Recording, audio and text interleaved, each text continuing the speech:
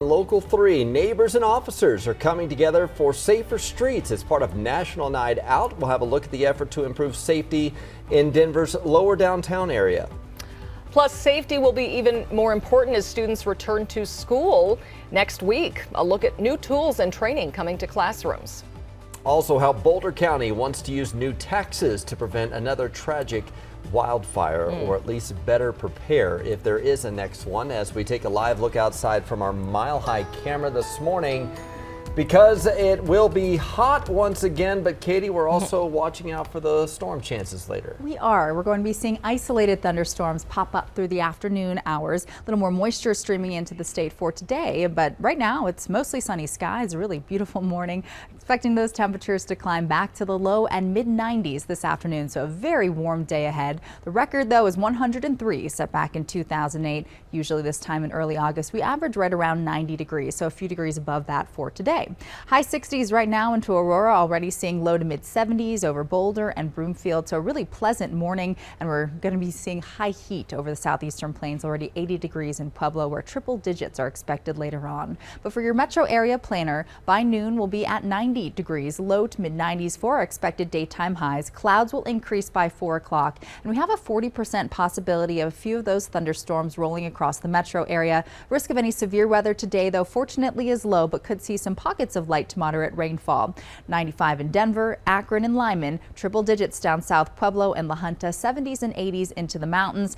We have some more monsoon moisture, it looks like, streaming into the state, Jason, as we round out the week. I'll show you the extended forecast still to come. And some good news, even though it's still pretty tough to get from the north side of town down past 84th Avenue. As we take a look from the camera right here at 84th, they are now clearing that right lane. They've pushed the crash way over here on the right side. So coming from 84th Avenue to get off on I-25, you can see that most of the crash activity is there. So it's going to hang up the ramp more than it will the main line of I-25. So you can see the drive time at about 45 minutes coming in from not only that section, but also across downtown. Earlier problems cleared off.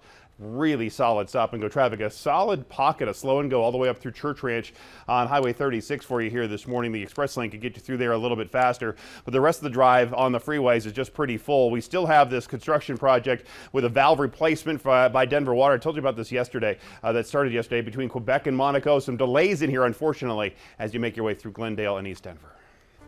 Tonight is National Night Out, a time when neighbors and police around the country hold events to build better relationships with their communities. Some of that trust, though, was lost in Denver's downtown Lodo neighborhood when 6 innocent bystanders were hurt leaving the bars as police were going after a suspect. Denver 7's Veronica Acosta joins us live this morning because now we're hearing from police about the safety challenges they face downtown.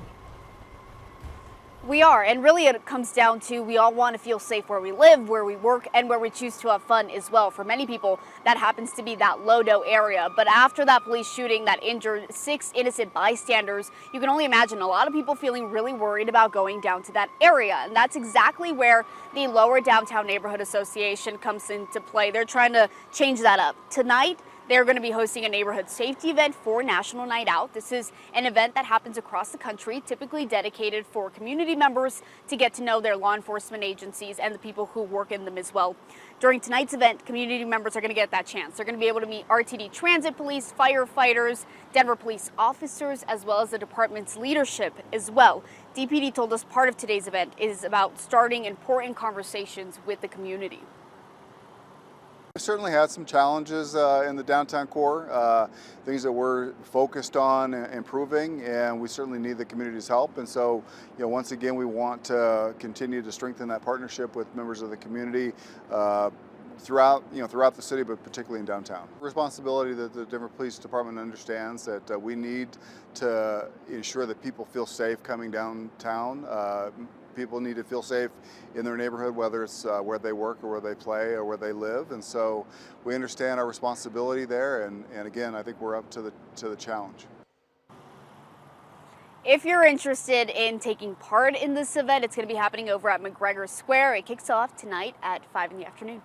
In Denver, I'm Veronica Acosta, Denver 7. All right, thank you, Veronica. The Lodo shooting is impacting food truck operators because right now Denver police are not allowing food trucks in this particular area so they can clear crowds from downtown. The city claims the ban was brought up for discussion weeks before the police shooting incident.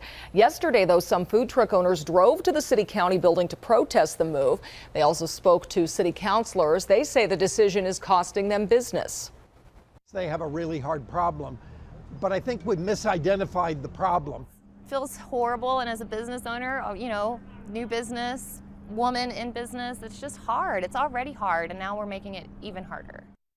Denver's Department of Transportation and Infrastructure says it's working with vendors to find new spots for the food trucks north of 22nd Street and south of 18th Street along Market and Blake. The Boulder County Sheriff's Office is still looking for a fourth person in connection with a murder on Flagstaff Mountain last month. Alexis Baca was found near the Realization Point trailhead. Investigators already arrested these 3 people. They say all the suspects live in New Mexico, although it's unclear how Baca knew the suspects or how she was killed. Denver police are trying to find the person who shot and killed a driver on I-70 in an incident witnesses described as a seemingly random shooting. This video is shocking. It happened Sunday night on westbound I-70 near the Quebec exit. This is dash cam video shared by another driver showing the driver of a stolen pickup truck shooting at a dark colored Subaru. Denver police say the victim of that shooting died from their injuries later. Witnesses said the suspect was seen tailgating multiple people, including the victim, prior to the shooting. I just wanted to get out of his way because he was tailing super aggressively, but he ended up passing to the right of me. Yeah, and as you saw in the video, the driver ended up losing control, hitting the part of a semi there before crashing into another vehicle. Denver police say the driver of that pickup then ran from the scene, and it's possible there may have been other people in the truck as well. So if you have any information, call Crime Stoppers. More monkeypox vaccines are coming to Colorado as demand continues to outpace supply. So far, more than 1,700 Coloradans have received a first dose of the vaccine. As of Friday, there have been 68 cases of monkeypox in Colorado, and state health officials have confirmed they're seeing spread outside the current high-risk group, which is men who have sex with men. Health officials say people shouldn't be too concerned about going about their daily lives.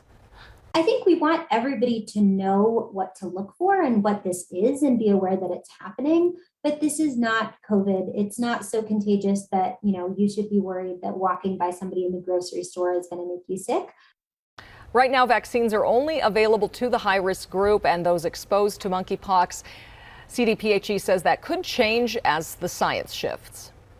7 months after the Marshall Fire tore through Boulder County, Superior, and Louisville, those areas are taking steps to make sure something like this never happens again. Denver 7's Christian Lopez is live near the burn area this morning because county officials will try to sell Louisville on the idea of a new sales tax to fund more fire prevention. Yeah, and all around here there is evidence of the Marshall Fire. Homes in these neighborhoods are in various stages of recovery. Tonight, Louisville leaders will hear from Boulder County about why voters should stand behind new sales taxes that would help fund several different projects that would reduce the risk of wildfires and increase emergency response. And we're talking about proposed 0.1% sales taxes that would fund things like forest and grassland management projects, help protect water supplies, and make homes more fire resistant. Money would also be used to help pay for emergency equipment, wildland firefighter staffing, and other projects that also address emergency services and public safety in unincorporated areas of Boulder County. Tonight, the city of Louisville also moving forward with a few new ordinances. One has to do with approving new regulations for building non-combustible fences to reduce fire risks to homes. And they're also approving a project that will replace neighborhood planters that were destroyed by the Marshall Fire. And those measures that we were talking about, they are possible measures. We'll let you know if they do make it to the November ballot. Live from Louisville this morning, I'm Christian Lopez, Denver 7. It's about making sure that you keep it what we call Safety 101. Coming up, keeping students and teachers safe. A behind-the-scenes look at how a local district is preparing for the new year. And a bridge to bachelor's degrees, who CU says can now have guaranteed admission. Fewer people are climbing Colorado's famous 14ers. Why the popular activity seems to be going downhill. And get ready if you want to get your hands on half-price Broncos tickets. We'll help you prepare for when they go on sale in less than 2 hours.